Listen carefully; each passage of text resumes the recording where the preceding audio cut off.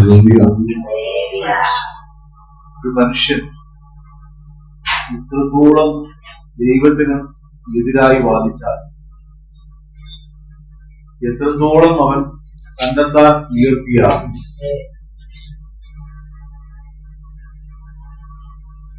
അവന്റെ എല്ലാ പദവികളും ഭൂമിയിലെ വാസത്തോളമേ.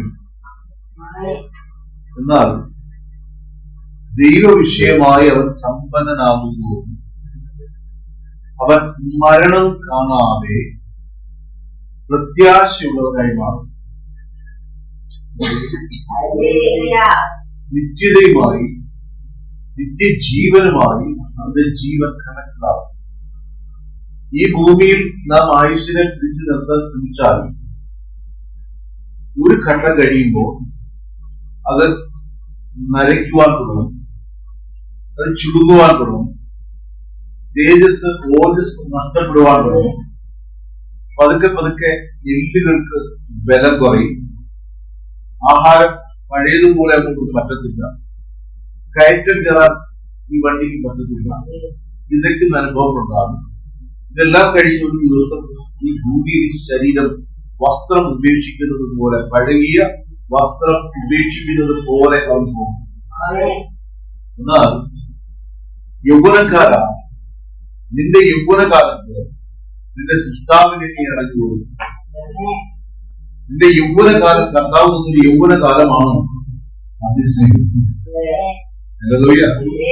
എപ്പോഴാണോ കർത്താവിന്റെ സ്നേഹം നമ്മുടെ മേൽ വെളിപ്പെട്ടത്, എപ്പോഴാണോ അവന്റെ മഹത്വം നമ്മുടെ മേൽ നിറഞ്ഞത്, എപ്പോഴാണോ ആത്മാവ് കൊണ്ട് അവൻ നിറച്ചത്, എപ്പോഴാണോ രക്ഷയിലേക്ക് അവൻ വിളിച്ചത്, അതിന്റെ യൗവനകാലമാണ്.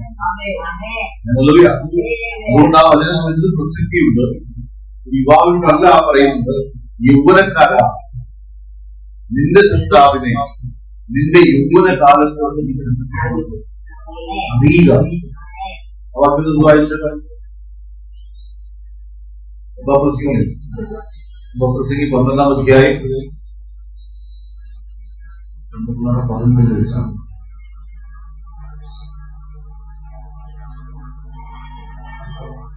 11 വായിച്ചു. 12-1 നിന്റെ യൗവനകാലത്ത് നിന്റെ കർത്താവിനെ ഓർത്തുകൊള്ളും. ഈ യൗവനകാലത്ത് നമ്മൾ എത്രത്തോളം നമ്മളുടെ കഴിവിന്റെ അങ്ങേ അറ്റം നമുക്ക് ശ്രമിക്കാൻ പറ്റുന്നിടത്തോളം ശ്രമിക്കുന്ന ഒരു കാലമാണ് യൗവനകാലം. ഏറ്റവും കൂടുതൽ ഉത്സാഹത്തോടെ നടക്കാൻ പറ്റുന്ന സമയമാണ് യൗവനകാലം. എന്തിനോട് എതിർത്ത് നിൽക്കുന്ന ഒരു കാലമാണ് യൗവനകാലം. ഈ ആദ്യ സ്നേഹം നമ്മൾ വെളിപ്പെടുമ്പോ അത് ഇവിടുത്തെ യൗവനകാലമായി കാണുന്നു. അപ്പോഴുണ്ടാകുന്ന സ്നേഹം ഭയങ്കരമാണ്. നമുക്ക് ഏജ് കണക്കാക്കാതെ ഒരു 60-70 വയസ്സുള്ള ഒരു മനുഷ്യനും ഒരാളുടെ സ്നേഹം തോന്നിയാൽ, അല്ലെങ്കിൽ ഫ്രണ്ട്ഷിപ്പ് ഉണ്ടായാൽ, റെസ്പെക്ട് വന്നാൽ ഇതെല്ലാം ചെയ്യും, ഇതെല്ലാം കൊടുക്കും. എത്രയും സമയം കാത്തിരിക്കില്ലേ, മാറ്റിവെക്കില്ലേ, വീട്ടിൽ ക്ഷണിച്ചു കൊണ്ടുവരുന്നില്ലേ, ഇതെല്ലാം സ്നേഹത്തിൽ നിന്നൊരു ഭാഗമില്ല. അതുകൊണ്ട് കർത്താവ് പറയുന്നു, നിന്റെ യൗവനകാലത്ത് നീ സമ്പാദിച്ചുകൊള്ളണം. എന്തിനെ?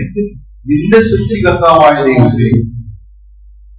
ഈ സൃഷ്ടികർത്താവായ ദൈവത്തെ യൗവനകാലത്ത് അന്വേഷിക്കുന്നതും വാർദ്ധക്യകാലത്ത് അന്വേഷിക്കുന്നതും രണ്ട് കണ്ടു. യൗവനകാലത്തുള്ള എരിവ് നഷ്ടപ്പെട്ടു എന്നൊരു കുറ്റം തന്നെ കുറിച്ചിരിക്കുന്നു. സ്നേഹം നഷ്ടപ്പെട്ടു. ആ സ്നേഹം നഷ്ടപ്പെടുക എന്ന് വെച്ചാൽ നിത്യത മറന്നു എന്നാണ്. ആ കാഴ്ചയോടുള്ള ഭ്രമം കുറഞ്ഞു. അതിനോടുള്ള ഒരു ആഗ്രഹം ഒന്ന് കുറയാൻ തുടങ്ങി. അതുകൊണ്ടാണ് പറയുന്നത്, നിന്റെ നിലവിളക്ക് വച്ചിരുന്നതിന്റെ സ്ഥാനത്ത് നിന്നതിന്റെ ഇല്ലെത്തി. അപ്പൊ നമ്മളെ ദൈവം പൊസിഷൻ ചെയ്ത് ഇടത്തിരിക്കണമെങ്കിൽ ഈ സ്നേഹം നമ്മൾ വെളിപ്പെട്ടു. എനിക്ക് അതിന്റെ അടുത്ത സ്ഥലങ്ങളിലേക്ക് മാറ്റണമെന്ന് അവതരം എഴുതിയിരിക്കുന്നു. വൈദ്യുതിയാണ് നിന്നെ അതിന്റെ സ്ഥാനത്ത് നിന്ന് ആ നിലവിളക്കിനെ നീക്കിക്കളയും. ദൈവം നമ്മളെ പൊസിഷൻ ചെയ്തൊരു സ്ഥലമുണ്ട്. അവിടെ നാം ഇരിക്കേണ്ടതില് നാം നമ്മുടെ യൗവനകാലത്ത് തന്നെ ഇത് കണ്ടെത്തിക്കൊള്ളണം. അപ്പൊ നാം ഓടുന്നത് പോലെ പിന്നെ ഓടത്തില്ല. അങ്ങനെ കാത്തു സൂക്ഷിക്കുന്നവൻ ഭാഗ്യവാൻ, അതിനായി നിലകൊള്ളുന്നവൻ ഭാഗ്യവാൻ. അപ്പോ ഈ നിത്യത മങ്ങുക എന്ന് വെച്ചാൽ പ്രത്യാശ കുറയുക എന്നതാണ്. പ്രത്യാശയ്ക്ക് ഭംഗം വരിക എന്നതാണ്. എനിക്കൊരു പ്രത്യാശ ഉണ്ടായിരുന്നു. ആ പ്രത്യാശ ക്രിസ്തു നിമിത്തം ഈ ഭൂമിയിൽ ജീവിക്കുന്നുള്ളത് മാത്രമല്ല, ഞാൻ ദൈവത്തെ കാണും. ഇപ്പൊ അത് എക്ക് വരുന്നത് പോലെ വല്ലപ്പോഴും ഞെട്ടിയാർന്നുള്ളതൊക്കെയാണ്. മറ്റത് ഉള്ളിൽ പറയുന്ന വിഷയം അതായത് എനിക്കെന്റെ കർത്താവിനെ കാണും, അവൻ എന്റെ കൂടെ ഉള്ളതിനാൽ ഞാൻ ഭയപ്പെടേണ്ടതില്ല, അവൻ എന്നെ സകലത്തിലും നടത്തുവാൻ കെൽപ്പുള്ള ദൈവം. പലപ്പോഴും മനുഷ്യന് ഭയമുണ്ടാകുന്നത്, ഭയത്തെ വെളിപ്പെടുത്തുന്നത് വിശാലുകൊണ്ടാണ്. നമുക്ക് തോന്നുന്നു നമുക്ക് മനുഷ്യരെയാണ് ഭയം തോന്നുന്നത്, തമ്മിൽ ഭയമാണെന്ന് തോന്നുന്നു. അതിന് പുറകിൽ വ്യാപരിക്കുന്ന സ്പിരിറ്റ് ഈകളാണ്, നെഗറ്റീവ് തോട്ട്സ് ആണ്. ഇപ്പൊ ഭയപ്പെടുന്നവൻ ദൈവരാജ്യം അവകാശമാക്കുകയില്ല എന്ന് ആൾ കഴിയുന്നത്. കർത്താവ് സുവിശേഷ ജീവിതം പത്രോസിന്റെ ലേഖനത്തിൽ പറയുന്നത് നിങ്ങൾ നല്ലത് ചെയ്യുന്നത് ജീവിതം. അപ്പോ ഈ കാലത്ത്, യൗവന കാലത്തിൽ കർത്താവിനെ നാം എന്തിനെ അനുഭവിച്ച് അറിയുന്നുവോ ഇതെല്ലാം അസത്യങ്ങളാണ്. ഇതെല്ലാം നമ്മുടെ ചൊല്ലില്ലേ, സമ്പത്ത് കാലത്ത് ദൈവത്ത് വെച്ചാൽ ആപത്ത് കാലത്ത് കാവത്തില്ല. ഇതുപോലെ യൗവനക്കാരാ, നിന്റെ യൗവനകാലത്ത് നീ എന്തുമാത്രം സമ്പാദ്യം നിത്യതയ്ക്ക് ആയി കണക്ട് ചെയ്ത് വെച്ചുവോ ഇതെല്ലാം നിനക്ക് അനുഭവിക്കാനുള്ളതാണ്. യേശു പറയുന്ന സ്റ്റേറ്റ്മെന്റ്, ഇവിടെയും അവിടെയും നമ്മൾ ഏർപ്പെട്ടു. ഇവിടെയും നിത്യതയുമായി കണക്ട് ചെയ്യുന്ന ഒരു വ്യക്തിയെ സംബന്ധിച്ച് അവൻ സമ്പന്നനാണ്. ഒരു പുസ്തകത്തിന്റെ 2 പേജ് പോലെ ഈ ഭൂമി അവൻ സമ്പന്നനാണ്. യോബിനെ പോലെ സമ്പന്നൻ ആരുണ്ടല്ല. ആ കാലത്തിൽ ഏറ്റവും വലിയ സമ്പന്നൻ എബ്രഹാമിനെ പോലെ. നോക്കൂ, മോശെ രാജ കൊട്ടാരം വിട്ടിറങ്ങി കേട്ടോ. മോശ വലിയ സമ്പത്ത് ആരും തന്നെ, ദൈവം വലിയ സമ്പത്ത് തന്നെയാണ്. യാക്കോബിന്റെ വലിയ സമ്പത്ത് ഉണ്ടായിരുന്നില്ലേ? യാക്കോബ് ലാബന്റെ വീട്ടിലേക്ക് പോകുമ്പോ അവിടെ ദൈവം അയച്ചതല്ല, യാക്കോബ് ഓടിപ്പോയതാണ്. പക്ഷെ അവിടെ വെച്ച് ദൈവം ചെയ്യാണ്. പോകുന്ന വേണ്ടി ഒരു ഉടമ്പടി വെച്ചു. ആ ഉടമ്പടി അവൻ കാത്തു സൂക്ഷിച്ചു. വെച്ച് ദൈവമായിട്ടൊരു എഗ്രിമെന്റ് വെച്ചു. ആ എഗ്രിമെന്റ് വെച്ചതുകൊണ്ട് അവന്റെ കണ്ണിൽ മുൻപിൽ കഷ്ടത വന്നിട്ടും ലാബാൻ മാറി മാറി പരിശോധിച്ചിട്ടും പരീക്ഷിച്ചിട്ടും കാട്ട് മൃഗങ്ങൾ പുറത്തു കൊണ്ടുപോയ ആടുകൾക്ക് കണക്ക് വെച്ചിട്ടും ഇയാൾ പാപം ചെയ്തു. ദൈവവുമായി വെച്ച് ഉടമ്പടി ആടി യൗവനകാലത്ത് ചെയ്ത പ്രവൃത്തി, വിവാഹത്തിന് മുമ്പ് മറ്റൊന്നിനോട് ഒരു കന്യകയെ ഉടമ്പടി ചെയ്യുന്നതിന് മുമ്പ് ആരോട് ഉടമ്പടി ചെയ്തു? ആ ഉടമ്പടിയെ അവൻ എവിടെയായിരുന്നാലും മാനിച്ചു. ഇവിടെയാണ് ഈ പറഞ്ഞ ലാബാന്റെ സ്ഥലം. അവിടെ ചെന്ന് വാക്കുമ്പോഴും അവന്റെ ഉള്ളിൽ ഉടമ്പടി അവരോട് സംസാരിച്ച ദൈവം അവന്റെ ഹൃദയത്തിലുണ്ടായിരുന്നു. അതാണ് ഏറ്റവും വലിയ സമ്പത്ത്.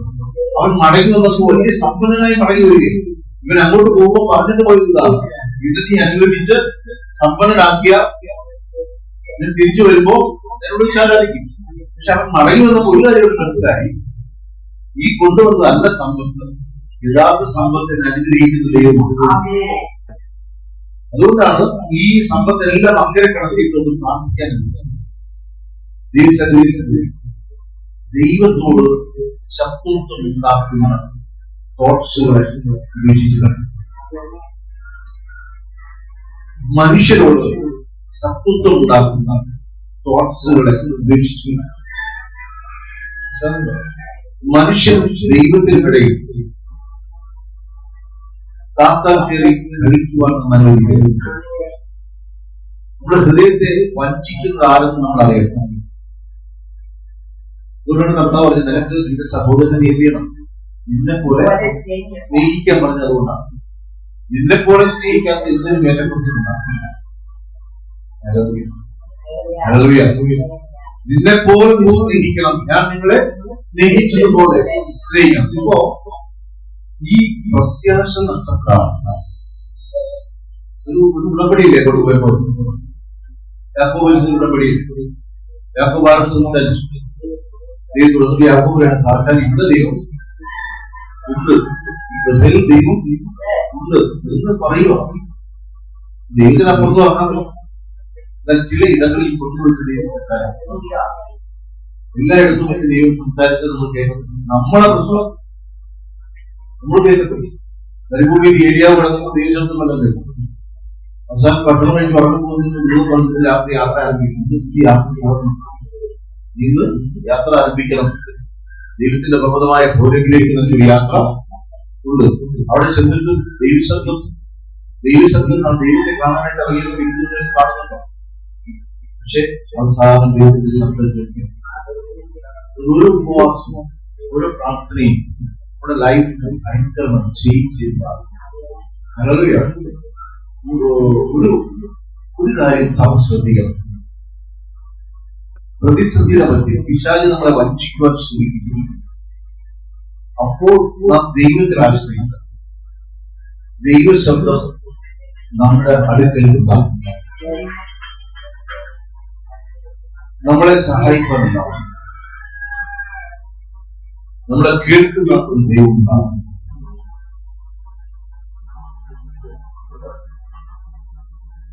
ദൈവശബ്ദം നമ്മളെ സഹായിക്കും. ആമേൻ. അപ്പോ ഈ കർത്താവിനെ നമ്മൾ എങ്ങനെ അറിയുന്നു?